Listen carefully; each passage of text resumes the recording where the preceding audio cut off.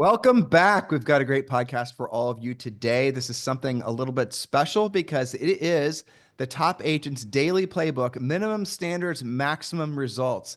And we also have another little special announcement, assuming this works out and Julie doesn't kill me, is that we're going to start doing the podcast using Zoom every day that we're not traveling. And as you guys know, we do travel quite a bit of the year. So we will do as many of these on Zoom as we possibly can so that you guys can look at us while we're looking at you while we're doing the podcast. So Julie prefers it this way because I can't harass her as much during the podcast because she's actually in a different room. So Julie, welcome Yeah. to today's Yes. show. Thank you. And we're getting used to, at least I'm getting used to microphone and all this tech around me. And we both also have our 11-year-old fifth grade germ. So I reserve the right to cough, clear my throat, etc., because I don't have the mute button that I do when we do it the other way. Yeah, So and we don't here we edit are. we don't edit our podcast. So there you go. That's how they know it's live.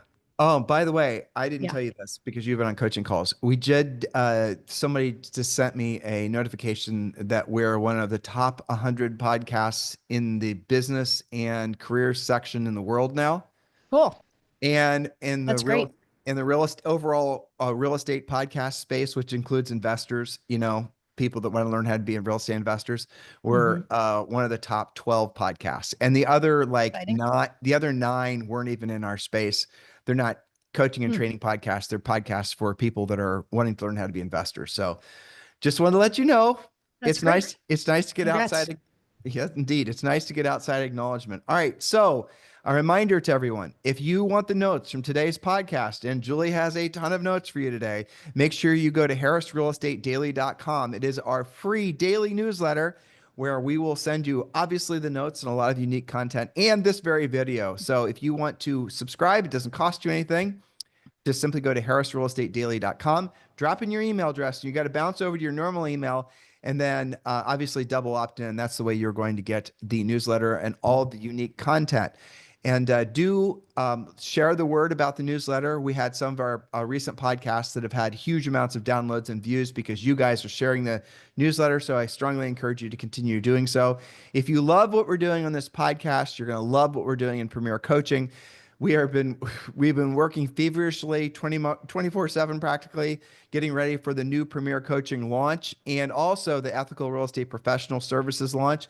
If you want to get a jump on the line, because on the initial event, the webinar event that we're having, we're only going to have 50 of you guys join because this is a coaching program.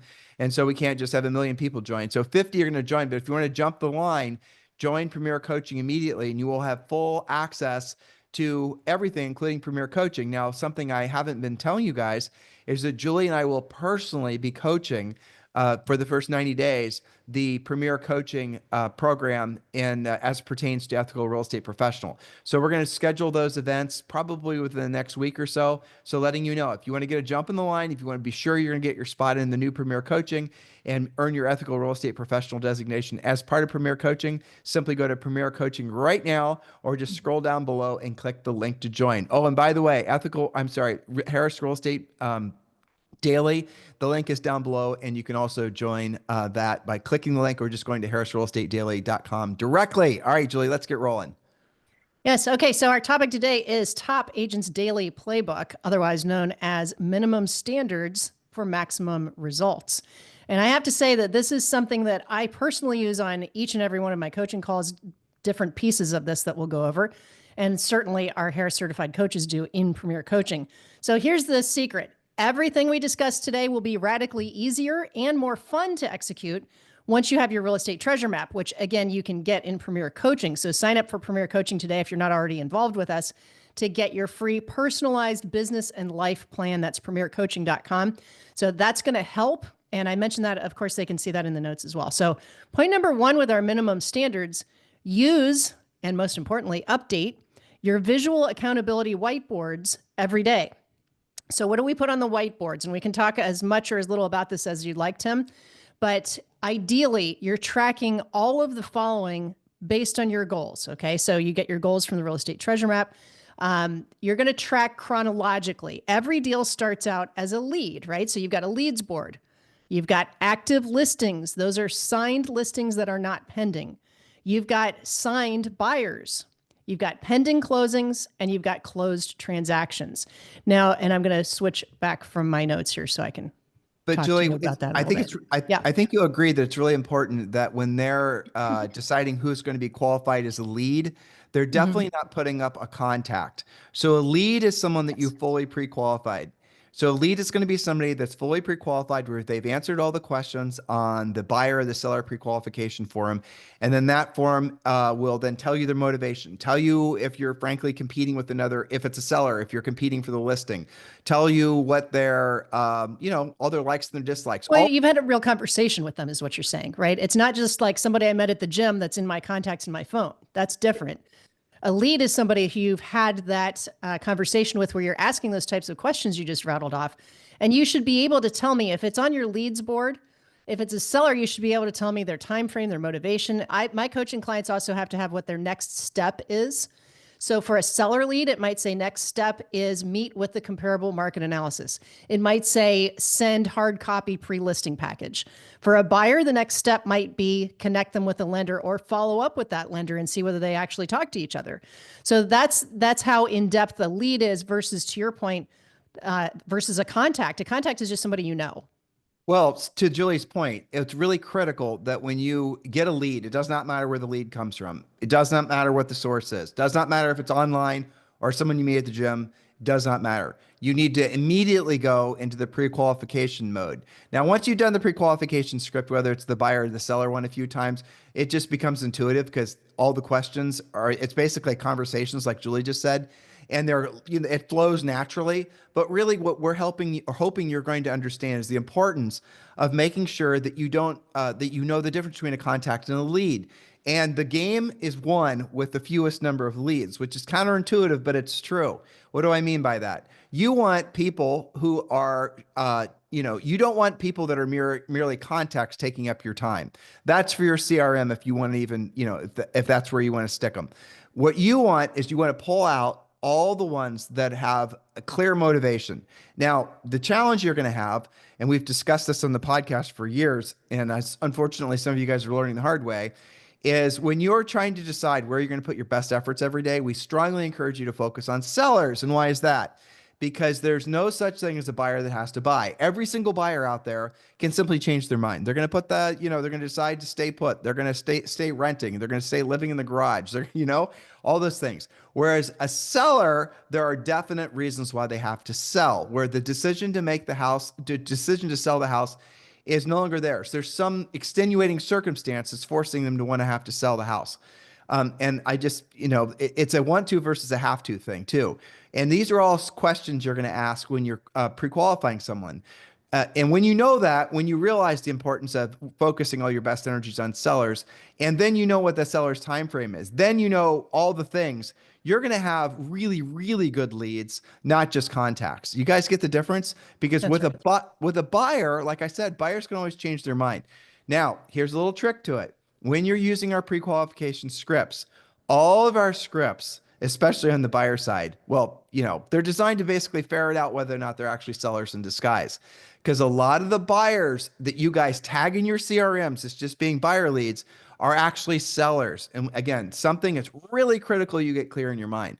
So if you've got a big bunch of leads or contacts right now in your CRM, why don't you go through every single one of them and call them, and don't delegate it to a VA or all the other things the agents do to, Actually, talk to them.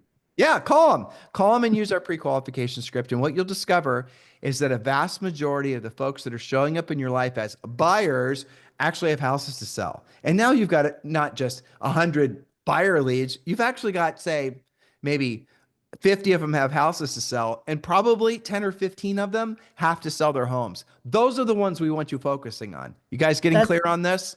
Yes, that's exactly right. So I'm glad that you point that out. We got on this topic because of the daily minimum standard of having and maintaining your whiteboard, right?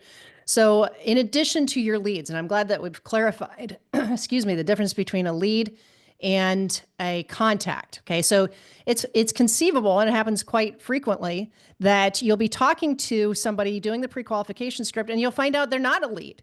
They are just a contact, and it's okay to put them in your database. Maybe they're just a friend like a friend from the gym or a friend from school or something like that. That doesn't mean that they're not ever going to be a lead. And it also doesn't mean that they're not going to refer you business. So why would you want to keep somebody as a contact? Well, because you're going to be talking to them and maybe you're going to call your database about your next beautiful new listing to let them know that you've got something. Who do they know who would love to buy your listing? So they can be a contact, but they do not go on your leads board. So It, it, go ahead. well, if you think you're being too pushy by pre-qualifying them, asking them all the questions, because that's really the reasons you guys don't pre-qualify. Let's be honest, because you don't want to scare off the lead, or you don't know Conflict avoiders. exactly, or you don't know what Yeah. questions to ask. Use our pre-qualification scripts. They're totally conversational. They'll flow out of you naturally.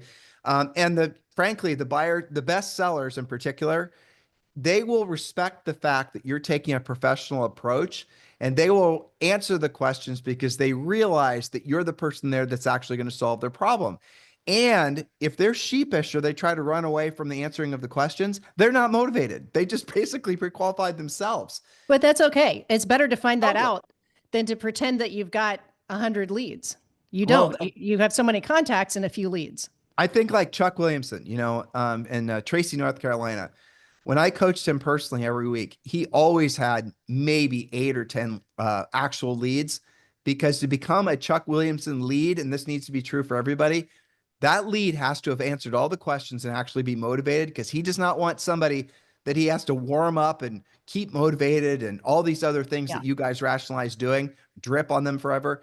He doesn't want one of those people taking the place of a real lead. So if all the people that if he talks to somebody and they don't meet the criteria, haven't answered all the questions in the pre-qualification script, they're just a contact. And he's not going to put his best energies towards them every day.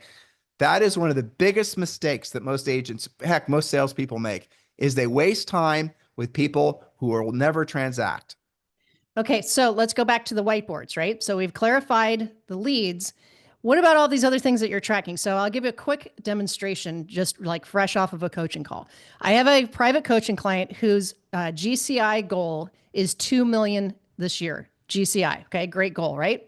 Now, because this coaching client uses the whiteboard system, and yes, you can do spreadsheets and all of that, but the point is that it's visual accountability. So each of this person's boards, they want to remain anonymous. That's why I'm saying this person instead of any identifying things. But this particular coaching client has put a value on each of those boards, right? So she has about 6 real leads. Okay. She knows about how much the price range is going to be. She's got 12 active listings. So we know what that price is. Maybe they'll need some reductions, but she's pretty close. She's a pretty good pricer. And then we've got 2 deals already closed and 2 deals pending. So with a goal of 2 million GCI, she's already got 400,000 closed. She's got about just under 300,000 in pendings in terms of commission. And then she's got enough listings that assuming all of the listings actually sell, we're already pretty darn close to being able to hit that 2 million GCI. Now, wherein lies the danger? Why is this such a valuable technique to have the visual accountability? Well, because she's sitting on 12 active listings. And you and I both know that that can be stressful, right? It's great that you took them. Now you got to sell them. And she happens to be in a little bit slower market. So even though there's enough on the whiteboards to get real close because we know the value of each of those boards, we're going to hedge our bets that probably 2 of those listings are either going to lose their will to sell or decide if they can't get whatever price that the market's not willing to pay, maybe they're not going to be listings anymore. So by using the whiteboard system, we were able to identify that in order to meet or exceed that 2 million GCI, obviously this is a pretty decent average sale price, right? But in order to meet or exceed the 2 million, she just has to identify between 4 and 6 additional deals this year in the right price ranges, right? In order to get up to that 2 million GCI. Isn't that comforting to know versus what most agents do? I need to do more. Gosh, I wish my listings would sell. I don't know what's going on with the buyers. I feel out of control all the time. Instead, we know that she's 4 to 6 deals away. And so then what does that do when you look at your whiteboards? What does she immediately do? Lead follow-up. What if I could, her in her mind, and you remember this with coaching clients all the time, they immediately go to, okay, what about this one deal that I'd forgotten about? Maybe I should just land the plane on that one. I need to go remember next actions on the whiteboard, next thing to do. set the listing appointment, take the listing, put a time frame on it. So the whiteboards really are magical when you use them correctly. And yes, of course, we know you can spreadsheet and use all of your different, matrices and digital assets and apps and all of these things. But there's a different experience when you walk into your office and you look at a whiteboard full of 12 active listings. And next to those listings, you have the expiration date and you have current price versus maybe the price that it should be. It literally tells you what you need to do on a daily basis. Does that make Well, sense? Julie, yeah, it does. And it's kind of funny as you were talking, I was just thinking, like, uh, in your life, at this point in your life, if you asked yourself how many people have been the most influential in your life, it's probably no more than five people, you know? Probably. And leads, it's the same thing. Your Yeah. goal is to have essentially a list of people who you are going to put all your best efforts towards that are going to have the most impact on your business life, right? That's really what Yes. it is. It's Hmm. not to stockpile leads. And we can talk about that forever. And obviously, Julie and I are sometimes talking into the wind when we talk like that, because there's so many people out there that are trying to convince you guys the person with the most leads wins or the most contacts wins. It's not true. No. Intuitively, it's not true. Stop believing it. Start getting into your contacts, drilling down, make your contacts prove the fact that they're worthy of being leads. And if they're not, God bless them, leave them in your CRM if you choose to Yeah. do that. All right, Jules, let's move. Well, that's right. And it's okay to erase people from your board once they decide they're not going to do anything. That's okay. It's worth mentioning. Those of you guys in Premier Coaching, there are actual pictures of actual dry erase boards in actual people's agents' offices in Premier Coaching. So make sure you go and look at, how good Some ideas on how to samples. have it set up. Yeah. We suggest that you go to like Amazon and you buy Mhm. the biggest dry erase boards that you can. Don't buy the little dinky ones, buy these big, massive ones because we want the board to dominate your workspace.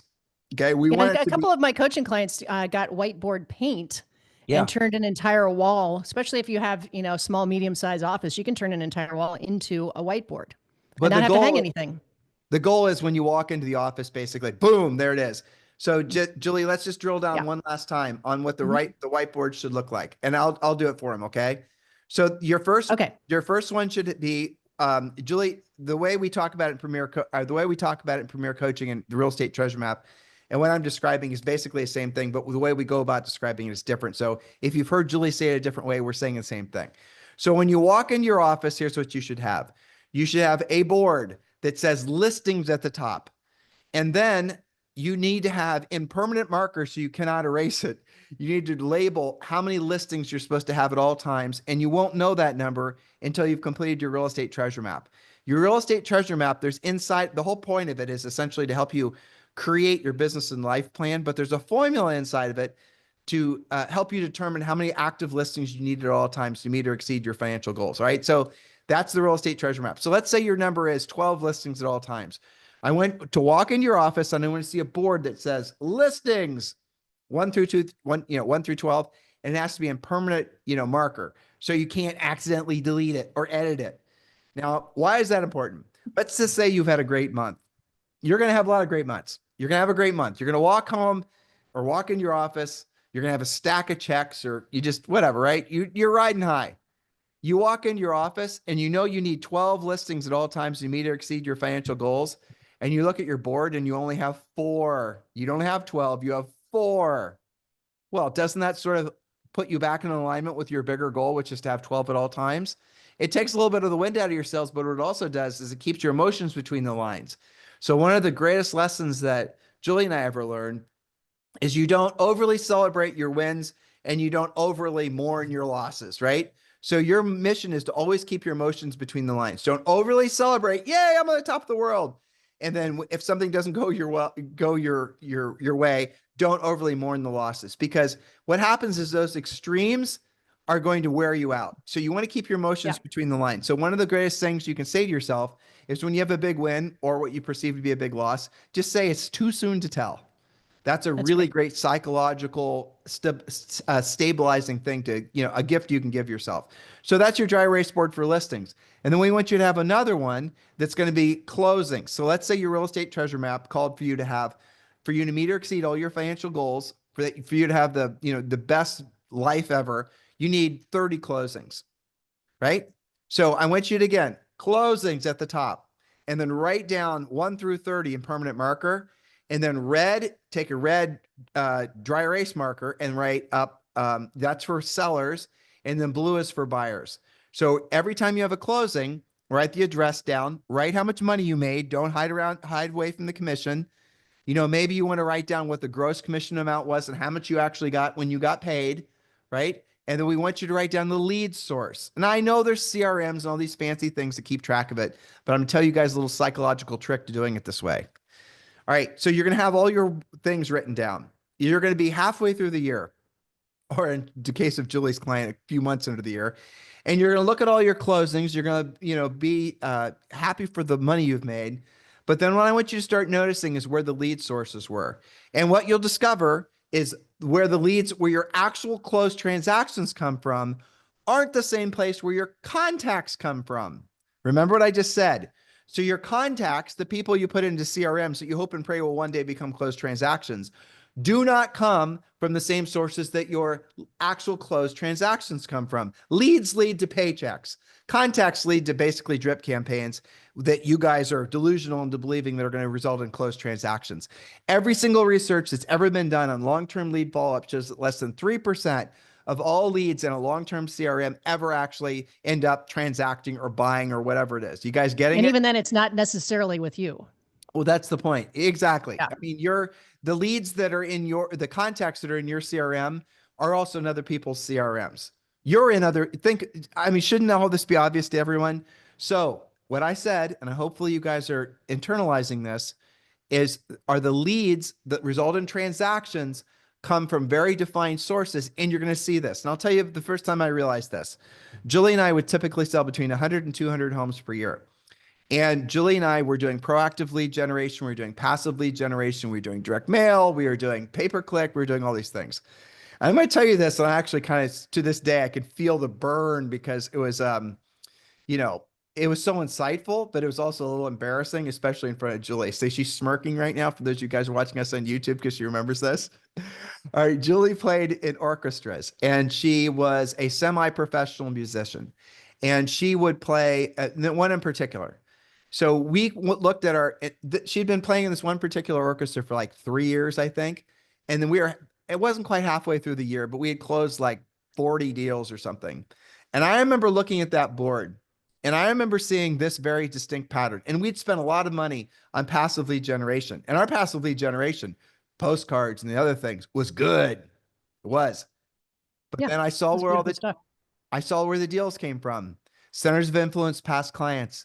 Very specifically, a lot of them were coming from Julie's music sphere.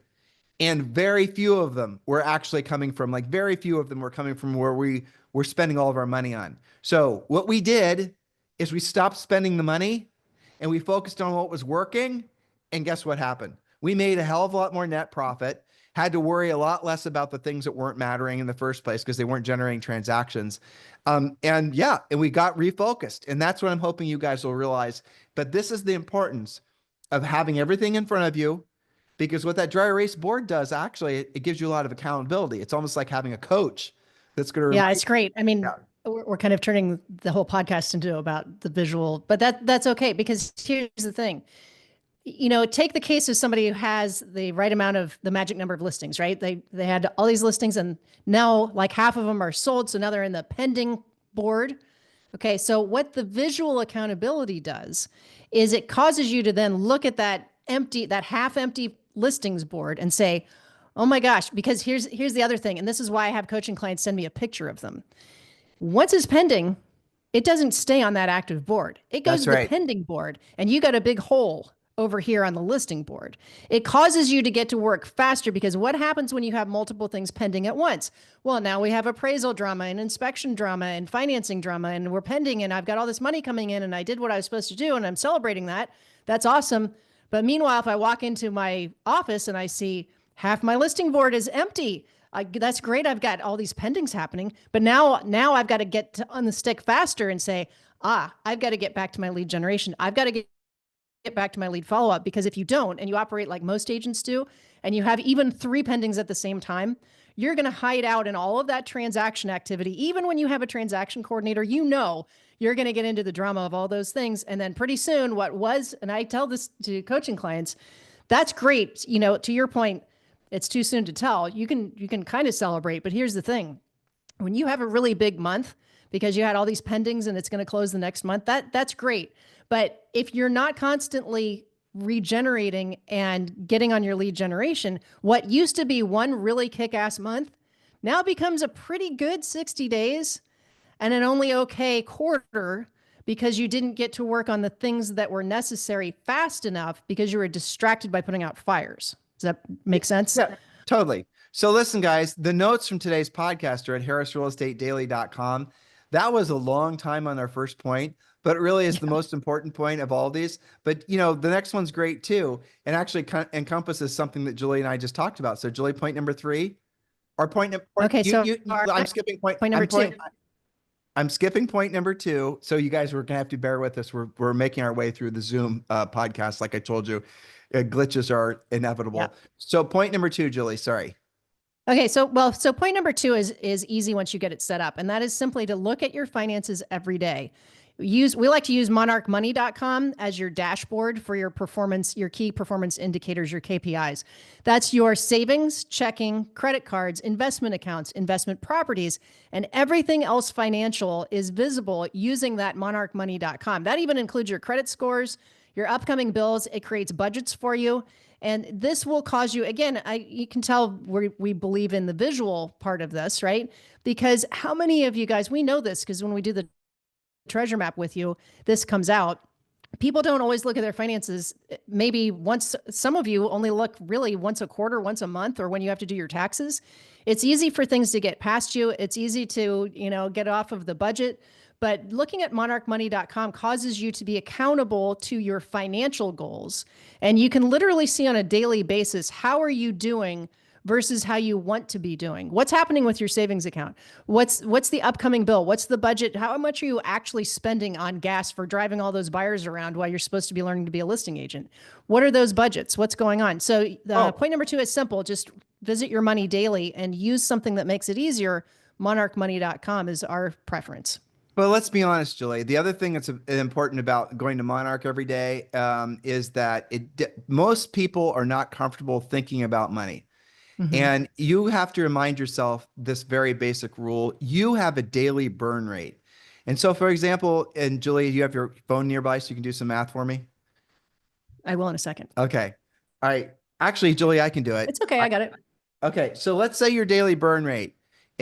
You have a household that you have to supply the money for. You're the sole provider, okay? And let's say it costs you $10,000 a month to run your house, right? So Julie, can you tell me approximately what that is a day? It's like $300. $333 a day. Okay, so $333 a day. So every single day that you don't earn at least $333, you're losing money. You're burning savings. You're in the hole.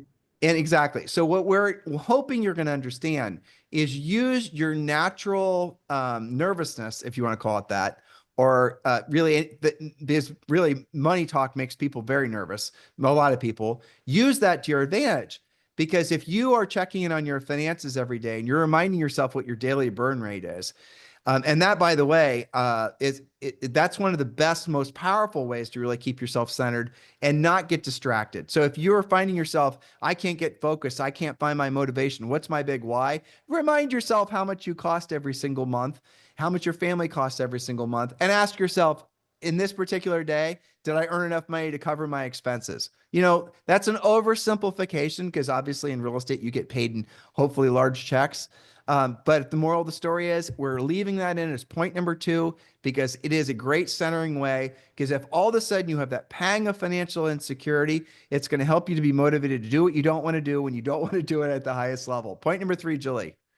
Yeah, well, and it spins up the other way too. I often will say to coaching clients, the result of your work yesterday, what did you create? Well, I got 2 leads. What are those leads worth? Well, one of them I'm not sure, but the other one I've got a confirmed listing appointment. I think I'm going to take the listing. That's worth $10,000, for example. What's the average commission in the country right now? It's around 9 or 10 grand. So that shows you that on one day, in this example, you covered your monthly overhead. So what if you were to have those kinds of results 3 days a week? You'd be saving money. You'd be paying things off. You'd be investing. So we could go on about all of these points. But let's go to number three. Number three is to make contact. Again, a contact is a conversation with a decision-making adult about real estate with at least the same number of people as you must do transactions this year. So for example, if you've got to close 20 deals to meet or exceed your goals, you've got to make 20 actual contacts daily to meet that goal. Adjust as your skills increase, but focus on people who are most likely to sell. So for example, existing leads you need to close on and set appointments with, expireds, for sale by owners, probate, relocation, past clients, referrals. Now, I have a note in our notes, just listed and just sold calls don't count unless they are directly around your listings, because those are about the coldest type of calls that you can make. Now, Although you can make a lot of them, they don't really count. so Julie did say something really important there. Hopefully you guys are paying attention. She is hoping you are paying attention to the fact that we're lacing the numbers together.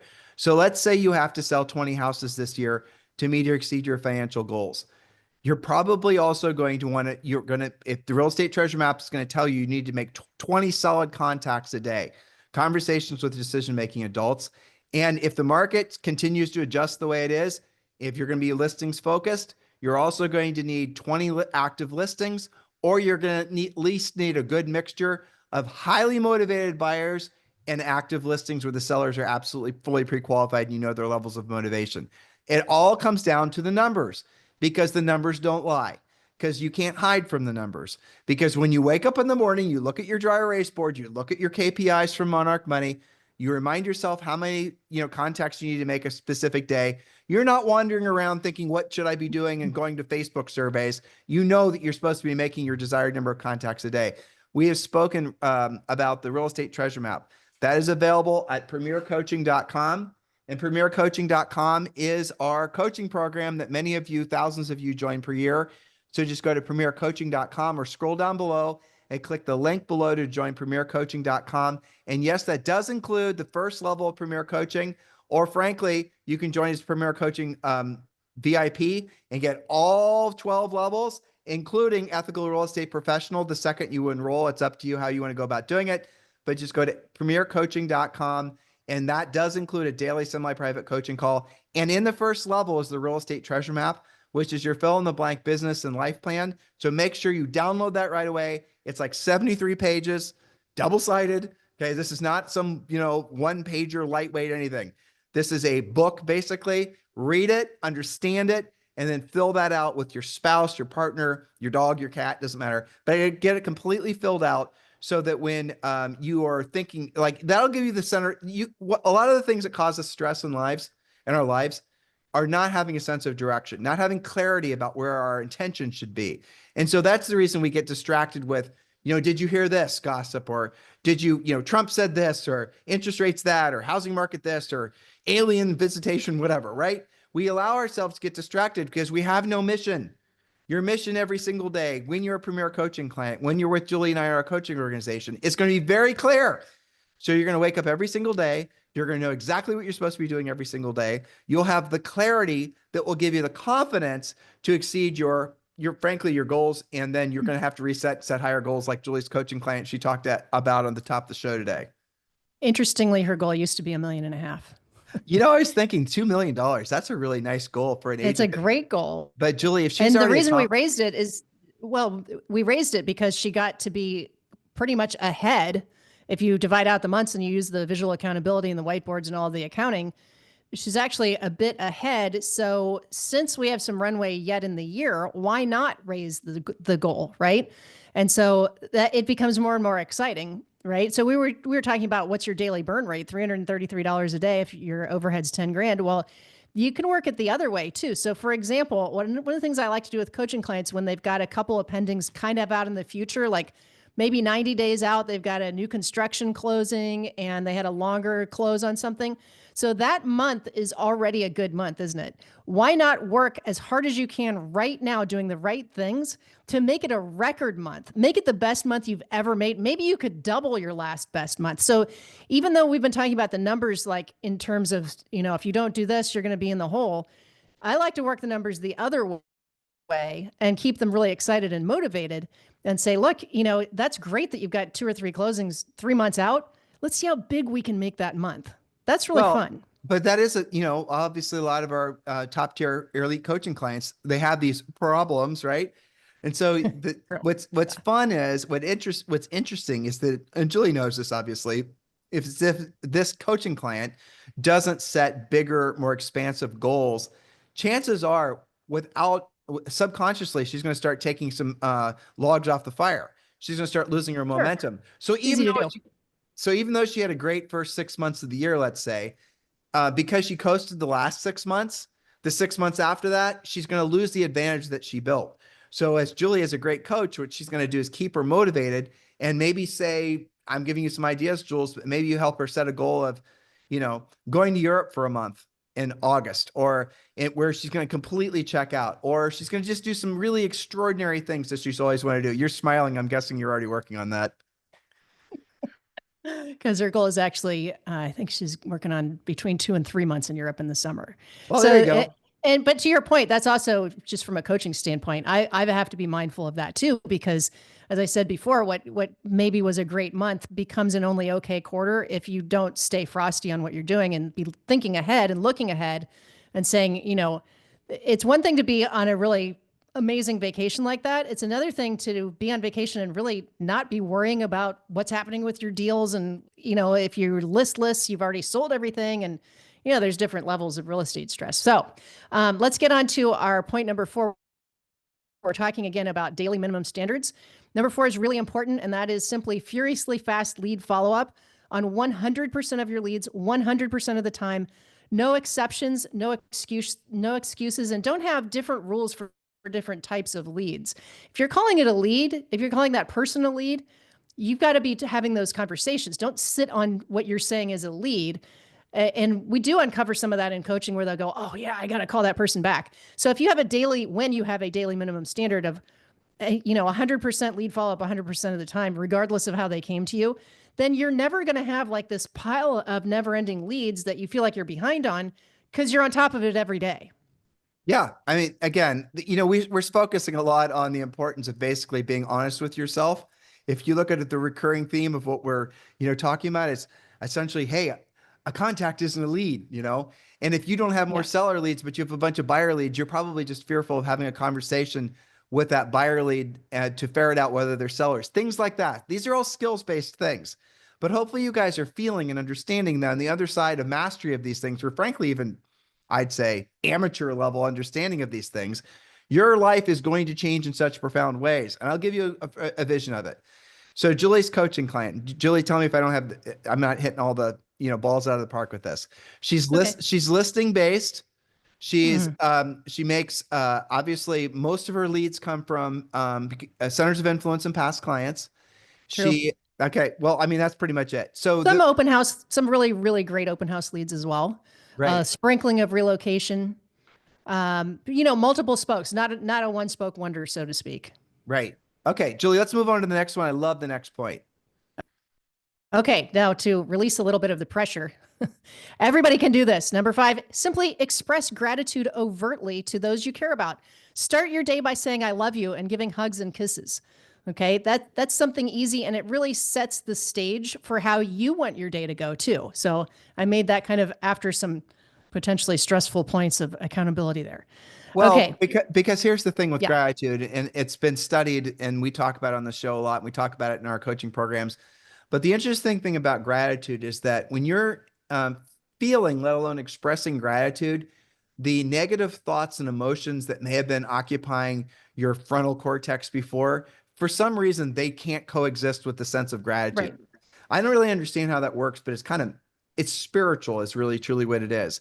So if you're not feeling optimistic, if you're not feeling excited about your future, if you're not feeling all the things, chances are it's because you just need to experience gratitude. And so to experience gratitude, here's a suggestion for you. Every single day when you wake up, as Julie just said, overtly show appreciation for those around you that are your loved ones. And, hopefully you have a lot of them. If you have a goldfish, tell your goldfish you love them. Every morning when you wake up, be grateful for having woken up. Be grateful for the opportunities that lie ahead of you for that particular day. Even if you've got a bunch of egregious heavy lifting you have to do that particular day, still be in gratitude of the opportunities that might arise. If you are And then reinforce it, right? So reinforce the gratitude with uh, listening to things that are going to motivate you, not necessarily rah stuff, but things that motivate you. What motivates you might be listening to spiritual, biblical things. Julie listens to the Bible in 365 days. Look for things that are going to reinforce the sense of gratitude. Why? Because what happens is when you start talking with folks, is the energy that you put off is significantly different than, say, the energy of somebody who just got done listening to a bunch of mainstream media and is worried about all the things that they try to get us to worry about, right? If you're somebody who carries around gratitude, if you're someone that radiates, again, sorry for overusing that word, energy that was going to make it so people themselves start feeling gratitude, you've made yourself something special. And this will translate in digital format.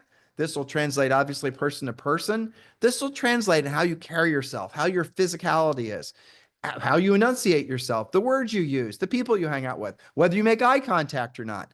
All of these things happen when you seed your day with a sense of gratitude. And if you find yourself getting off track during the day, you can reconnect with that sense of gratitude by simply, obviously, going and revisiting. Ask yourself right now, a challenge I have for all of you. I want you to mention or think of 3 things right now that you have gratitude for, that you feel thankful for having. Just think of 3 things. And if you're finding yourself fighting it, looking for, oh, I don't think feel, no, just do the work. Okay. So do the work. I ask you, ask yourself, what are 3 things that you feel gratitude about? Hey, maybe it's this podcast or the Zoom you're watching or this YouTube you're watching. Maybe it's, maybe it's something Julie said 5 minutes ago. Maybe it's the breakfast you just had.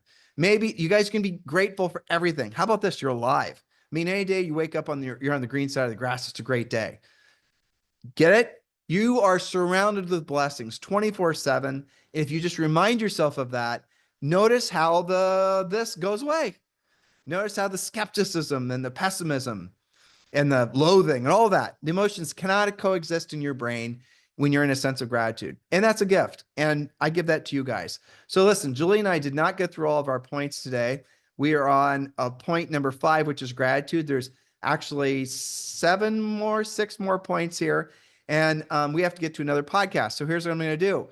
All these notes are available for you over, obviously, on harrisrealestatedaily.com. So go to harrisrealestatedaily.com.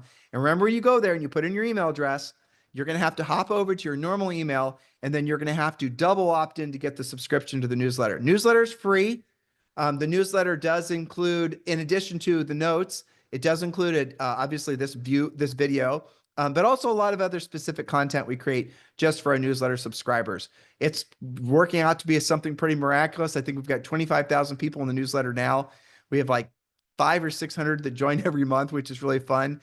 And people are really using the newsletter to feel like they're part of a movement. And what this movement is all about, it's all about being of service to other people and building a business and a personal life that you truly can be proud of. It's time for you guys to re-engage with your highest and truest purposes, which is being of service to other people, and join us in loving your real estate journey. So thank you for listening to Julie and I today, or viewing us. And yes, thank you for bearing with us as we kind of work through some of the glitchiness of moving to primarily video. We're going to do as many of these on video as we can. And yeah, when we're traveling, it's going to be just audio only. But for now, thank you for listening. Thank you for keeping this one of the most listened to daily podcasts for real estate professionals in the world.